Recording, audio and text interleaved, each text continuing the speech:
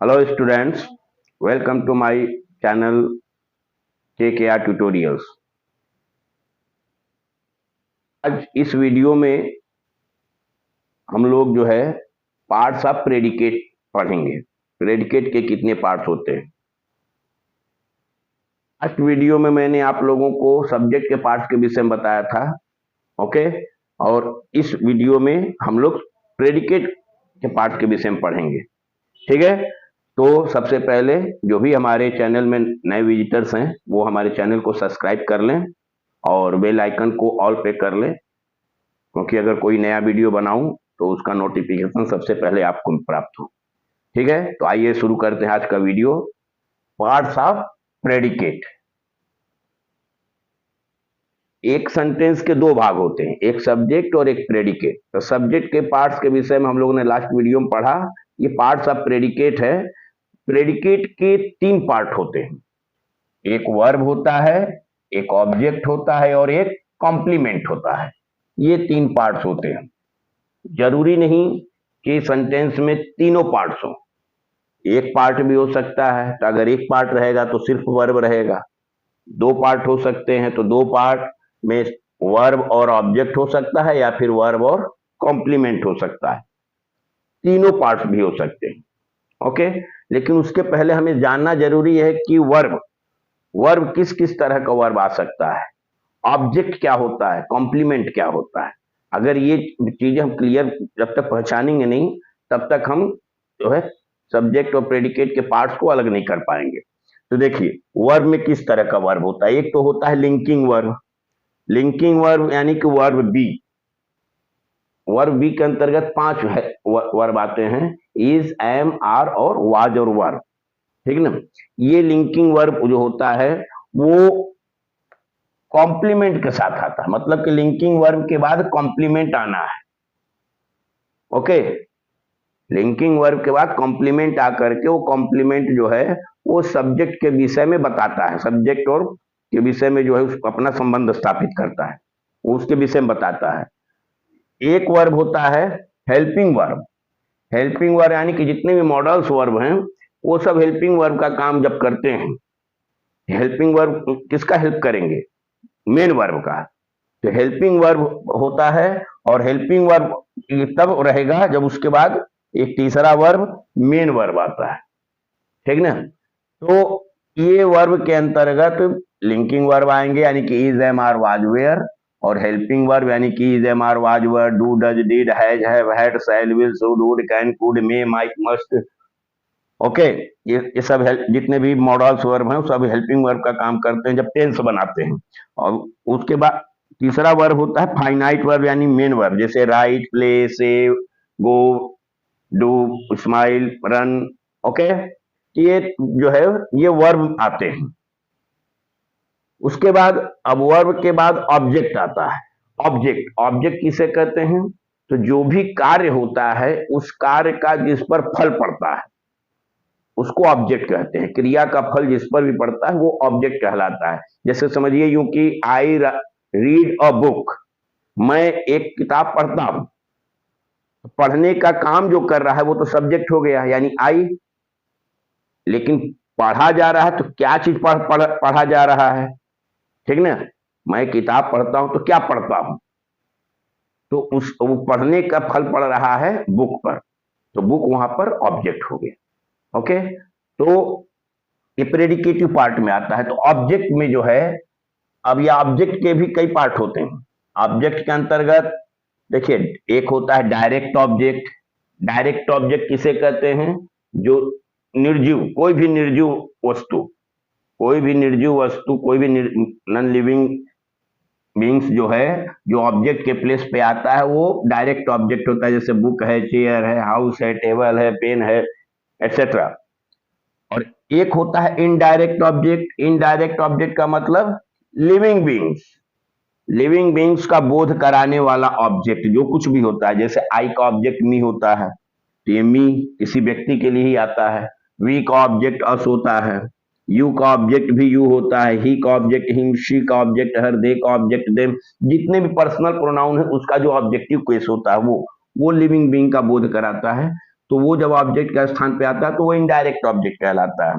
और उसके बाद कोई भी एनी एनिमेट, कोई भी सजीव प्राणी, वो भी अगर ऑब्जेक्ट का स्थान पे है तो वो इनडायरेक्ट ऑब्जेक्ट है। ओके। एक होता है इन्फिनिटिव वर्ब, इन्फिनिटिव यानी कि टू के साथ वर्ब, ये भी ऑब्जेक्ट के प्लेस पे आता है, जैसे to walk, to smile, to run, to swim, ये सब जो है इन्फिनिटिव भी जो है ऑब्जेक्ट का एक पार्ट है। एक होता है जिरंड, जिरंड यानी कि वर्ब में आईएनजी, जैसे walking, swimming, playing, smoking etcetera, इस तरह के जो है अगर वर्ब जो है वर्ब में आईएनजी लग करके अगर ऑब्जेक्ट के प्लेस पे आ रहा है तो वो ऑब्जेक्ट होता है। तो ये चार तरह के ऑब्जेक्ट आपको मिल सकते हैं। ओके, ये चार तरह के object, direct object, indirect object, infinitive और जेरंड, ये आप समझ गए, ठीक ना। अब देखिए कॉम्प्लीमेंट, थर्ड पार्ट होता है प्रेडिकेट का कॉम्प्लीमेंट यानी पूरक, जो सब्जेक्ट के विषय में बताता है, सब्जेक्ट के पूरक में आता है और ऑब्जेक्ट के भी पूरक में आता है। तो सब्जेक्ट और ऑब्जेक्ट दोनों के विषय में बताकर जब सेंटेंस के अर्थ को कंप्लीट करता है वो कॉम्प्लीमेंट होता है। तो सब्जेक्ट के विषय में जब वो बताता है तो सब्जेक्ट कॉम्प्लीमेंट, सब्जेक्ट कॉम्प्लीमेंट यानी कि सब्जेक्ट के लिए जो प्रयुक्त नाउन या एडजेक्टिव होता है। जैसे देखिए, ही इज अ टीचर, वह एक टीचर है, तो ये एक टीचर है तो कौन है, ही, यानी सब्जेक्ट के लिए ये टीचर आया हुआ, ये नाउन है। ओके। ही इज वाइज, वे बुद्धिमान है, वह बुद्धिमान है, यहां पर वाइज जो है किसके लिए आया है, सब्जेक्ट के विषय में बता रहा है, ये एडजेक्टिव है। ओके। तो कॉम्प्लीमेंट जो सब्जेक्ट के विषय में अगर बताता है तो सब्जेक्ट कॉम्प्लीमेंट होता है।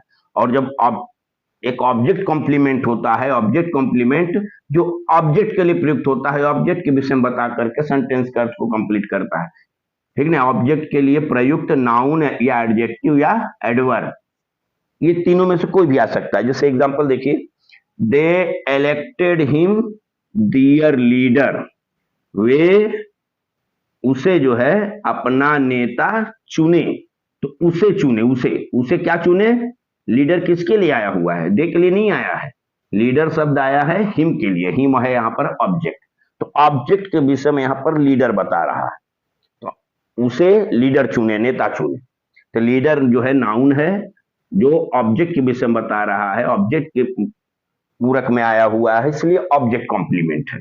उसी तरह देखिए, आई स्कॉल्डेड हिम लाउडली, मैंने उसे जोरों से डांटा, तो ये जोरों से डांटा किसे डांटा, हिम, उसके लिए, उसे डांटा, आई आई डांटने का काम कर रहा है, लेकिन डांटा किसे, लाउडली आया हुआ है हिम के लिए, हिम के विषय में बता रहा है, ये एडवर्ब है।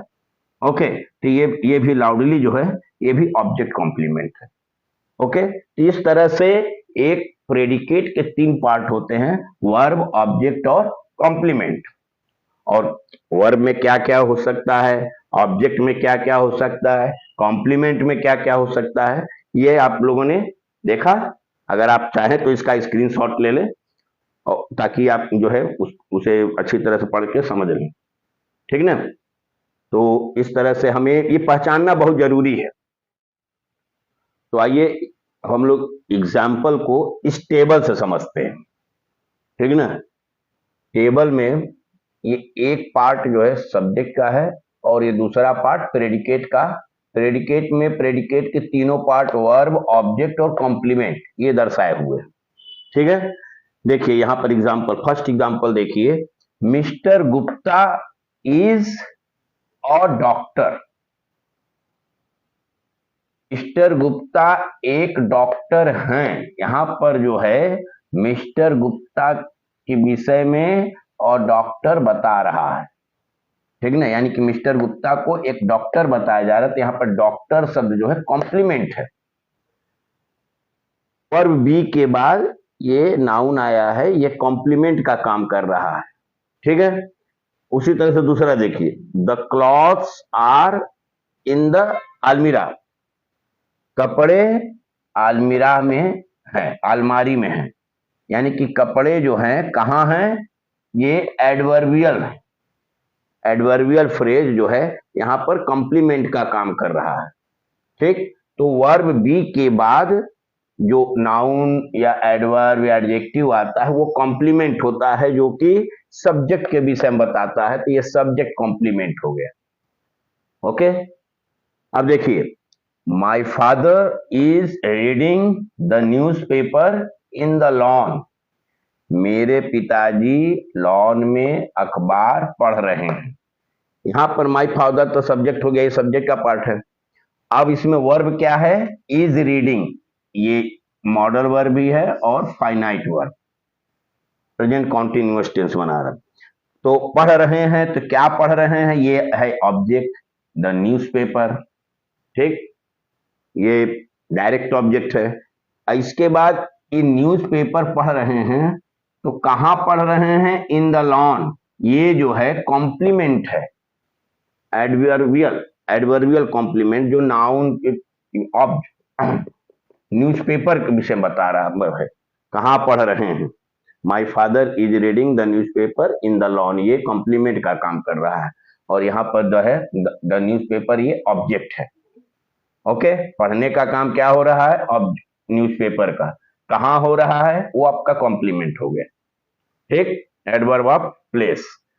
अब नेक्स्ट एग्जांपल देखिए, the teacher asked him a question. Teacher ने उससे एक क्वेश्चन पूछा। यहां पर तो द टीचर सब्जेक्ट हो गया, वर्ब क्या हुआ, पूछा, आस्क्ड यहां पर वर्ब है, और हिम अ क्वेश्चन, ये दोनों के दोनों ऑब्जेक्ट हैं। ये हिम जो है इनडायरेक्ट ऑब्जेक्ट है और अ क्वेश्चन डायरेक्ट ऑब्जेक्ट है, क्योंकि हिम जो है यहाँ पर सजीव के लिए आया हुआ है। ठीक है, और अ क्वेश्चन ये निर्जीव का बोध करा रहा है। देखिए, तो यहां पर दोनों के दोनों ऑब्जेक्ट हो गए, ये डायरेक्ट ऑब्जेक्ट और ये इनडायरेक्ट ऑब्जेक्ट और ये डायरेक्ट ऑब्जेक्ट। ठीक है, अब देखिए, इसी चीज को हम अगर उल्टे लिख दें, ऑब्जेक्ट का प्लेस अगर हम चेंज कर दें, डायरेक्ट को पहले इनडायरेक्ट को बाद में करें, तो उससे क्या फर्क पड़ता है, उसको नेक्स्ट एग्जांपल समझिए। देखिए, she told a story to me, वह मुझे एक कहानी सुनाई। यहां देखिए, यहां पर मी जो है इनडायरेक्ट ऑब्जेक्ट है, जो सजीव के लिए आता है, और अ स्टोरी यहां पर डायरेक्ट ऑब्जेक्ट है। ठीक है, अब देखिए, जैसे यहां पर पहले इनडायरेक्ट ऑब्जेक्ट आया था, बाद में डायरेक्ट ऑब्जेक्ट, अब यहां पर डायरेक्ट ऑब्जेक्ट पहले, इनडायरेक्ट ऑब्जेक्ट बाद में, तो बीच में ये प्रीपोजिशन आ गया टू। ठीक है, तो जब हम डायरेक्ट और इनडायरेक्ट ऑब्जेक्ट को पोजीशन को चेंज करते हैं, अगर हम इनडायरेक्ट को पहले और डायरेक्ट को बाद में लिखते हैं, तो इन दोनों के बीच में कोई प्रीपोजिशन, कोई का दो ही प्रीपोजिशन, टू या फॉर, उसके सेंस के अकॉर्डिंग टू या फॉर में से एक जो यूज होता है वो नहीं यूज होगा, प्रीपोजिशन नहीं यूज होगा। लेकिन अगर डायरेक्ट ऑब्जेक्ट को पहले और इनडायरेक्ट को बाद में लिखते हैं, तो सेंस के अकॉर्डिंग जो है इनडायरेक्ट ऑब्जेक्ट के पहले टू या फॉर प्रीपोजिशन का यूज हम करते हैं। ये आप ध्यान रखिएगा, ठीक ना, डायरेक्ट और इनडायरेक्ट ऑब्जेक्ट के पोजीशन पे। इनडायरेक्ट अगर पहले होगा, डायरेक्ट बाद में होगा, तो कोई प्रीपोजिशन नहीं लगेगा। अगर डायरेक्ट पहले होगा, इनडायरेक्ट बाद में होगा, तो इनडायरेक्ट ऑब्जेक्ट के पहले आपको सेंस के अकॉर्डिंग या तो टू या फॉर, इन्हीं दोनों में से एक प्रीपोजिशन यूज करना होगा। नेक्स्ट एग्जांपल में देखिए, फॉर का यूज हुआ है। Her mother bought a watch for her, उसकी माँ उसे एक कहानी सुनाई। यहाँ पर sorry, her mother bought a watch for her, उसकी माँ उसे एक घड़ी खरीदी। ठीक ना, तो क्या खरीदी, घड़ी, अ वॉच, किसके लिए, हर, फॉर हर, उसके लिए। तो यहाँ पर देखिए, अ वॉच क्या है, अ वॉच आपका जो है डायरेक्ट ऑब्जेक्ट है, ठीक ना, और हर यहाँ पर इनडायरेक्ट ऑब्जेक्ट है। यहाँ पर भी इनडायरेक्ट ऑब्जेक्ट डायरेक्ट के बाद आया है, तो उसके यहाँ पर सेंस के अकॉर्डिंग जो है फॉर लग गया है। उसके लिए एक घड़ी खरीदी, तो किसी के लिए जब कोई काम किया जाता है तो वहां पर फॉर का यूज करते हैं, ठीक ना। तो सेंस के अकॉर्डिंग जो है, जब डायरेक्ट और इनडायरेक्ट ऑब्जेक्ट का प्लेस चेंज होता है, तो इनडायरेक्ट को जब बाद में लिखते हैं तो उसके पहले टू या फॉर प्रीपोजिशन का यूज कर देते हैं, ये आप याद रखिएगा। और अगर इनडायरेक्ट को पहले डायरेक्ट को बाद में लिखते हैं तो कोई प्रीपोजिशन नहीं लगता है। ठीक, अब नेक्स्ट एग्जांपल देखिए। तो ये डायरेक्ट और इनडायरेक्ट ऑब्जेक्ट हो गया। ऑब्जेक्ट में इंफिनिटिव भी होता है, ऑब्जेक्ट जीरंड भी होता है। नेक्स्ट एग्जांपल में देखिए, सचिन लाइक्स प्लेइंग क्रिकेट। यहां पर ऑब्जेक्ट में सचिन तो सब्जेक्ट हो गया, लाइक्स वर्ब हो गया। ठीक है, लाइक्स वर्ब हो गया और यहां पर ऑब्जेक्ट में क्या आ गया, प्लेइंग क्रिकेट। प्लेइंग यहां पर जीरंड है, ये जीरंड है जो ऑब्जेक्ट के प्लेस पे आया हुआ है। जीरंड और नाउन दोनों है। ठीक है, तो ऑब्जेक्ट में जीरंड भी आता है। ठीक, ऑब्जेक्ट में इनडायरेक्ट ऑब्जेक्ट भी आते हैं, डायरेक्ट ऑब्जेक्ट भी आते हैं। ठीक है, उसके बाद देखिए next, he likes to play chess. उसे चेस खेलना पसंद है। तो यहां पर ये वर्ब हो गया, ये प्रेडिकेट का पार्ट वर्ब, और ये ऑब्जेक्ट यहां पर क्या हो गया, इन्फिनिटिव वर्ब हो गया और उसके साथ nine, to play chess, chess खेलना। तो इन्फिनिटिव वर्ब यहां पर जो है ऑब्जेक्ट का काम कर रहा है। ठीक है, तो ऑब्जेक्ट में आपका indirect object, direct object, gerund और इन्फिनिटिव वर्ब, ये सब आते हैं। ठीक है, तो इस तरह से आप जो है सेंटेंस को पहचानने की कोशिश कीजिए। सिर्फ अगर is, am, are, was, were ही अगर वर्ब हैं और उसके बाद अगर कोई नाउन, एडजेक्टिव या एडवर्ब आते हैं तो वो जो है कॉम्प्लीमेंट है जो सब्जेक्ट के विषय में बताता है। ठीक है, और अगर कोई हेल्पिंग वर्ब के साथ मेन वर्ब या सिर्फ मेन वर्ब के बाद मेन वर्ब आ गया तो याद रखिएगा कि ट्रांजिटिव वर्ब के साथ ऑब्जेक्ट निश्चित रूप से होता है। ठीक ना, ट्रांजिटिव वर्ब के साथ ऑब्जेक्ट का होना निश्चित है, और ये सब ट्रांजिटिव वर्ब है जिसके साथ ऑब्जेक्ट आएगा ही आएगा। अब ऑब्जेक्ट में आपका इनडायरेक्ट, डायरेक्ट और जेरंड और इन्फिनिटिव होता है, जिसके विषय में हम सब पहले बता चुके हैं। ओके, एक नया नेक्स्ट एग्जांपल देखिए, the people made him president. लोगों ने उसे प्रेसिडेंट बनाया।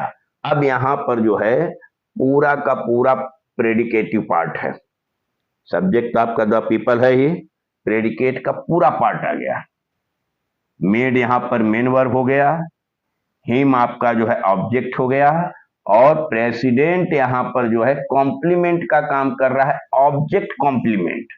ये हिम को बता रहा है। लोगों ने उसे प्रेसिडेंट चुना। प्रेसिडेंट किसके लिए आ रहा है, हिम के लिए आ रहा है। तो ये ऑब्जेक्ट है और ऑब्जेक्ट के लिए प्रेसिडेंट आ रहा है, तो ये ऑब्जेक्ट कॉम्प्लीमेंट हो गया। ओके, सिमिलरली देखिए नेक्स्ट एग्जांपल, द जज फाउंड देम गिल्टी। जज उन्हें दोषी पाया।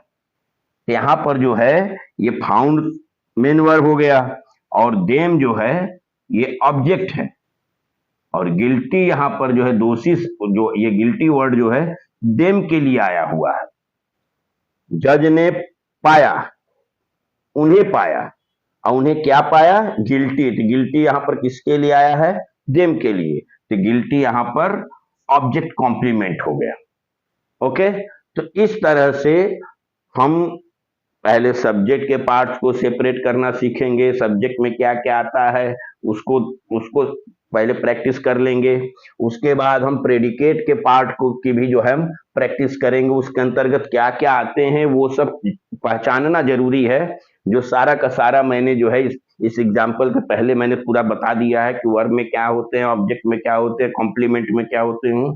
तो उन सभी चीजों को पहचान करके आप जो है सेंटेंस को कंप्लीट सेंटेंस बनाने की कोशिश कीजिए, जिससे कि आपके सेंटेंस लिखने में कोई भी गड़बड़ी ना हो। ठीक है, तो आप जो है मैंने सेंटेंस का 3 वीडियो बनाया सेंटेंस पर। पहले उसका सेंटेंस के पार्ट्स, सेंटेंस क्या होता है, उसके कितने पार्ट्स होते हैं, कैसे सेपरेट करते हैं, मैंने वो बताया। उसके बाद जो है सेंटेंस के जो 2 पार्ट होते हैं, सब्जेक्ट और प्रेडिकेट, उसमें सब्जेक्ट के कितने पार्ट होते हैं उसके लिए एक वीडियो पार्ट 2 दिया, और प्रेडिकेट के कितने पार्ट होते हैं ये आज जो है मैं तीसरा वीडियो जो है पार्ट 3 बनाया हूं। ओके, आपको अगर मेरा वीडियो पसंद आया है तो निश्चित रूप से आप उसे लाइक कर दें, और जो भी नए विजिटर्स हैं वो हमारे चैनल को सब्सक्राइब कर लें और बेल आइकन को ऑल पे कर लें, तो अगर कोई नया वीडियो बनाऊं तो आपको उसका नोटिफिकेशन मिल जाए। Okay, good bye.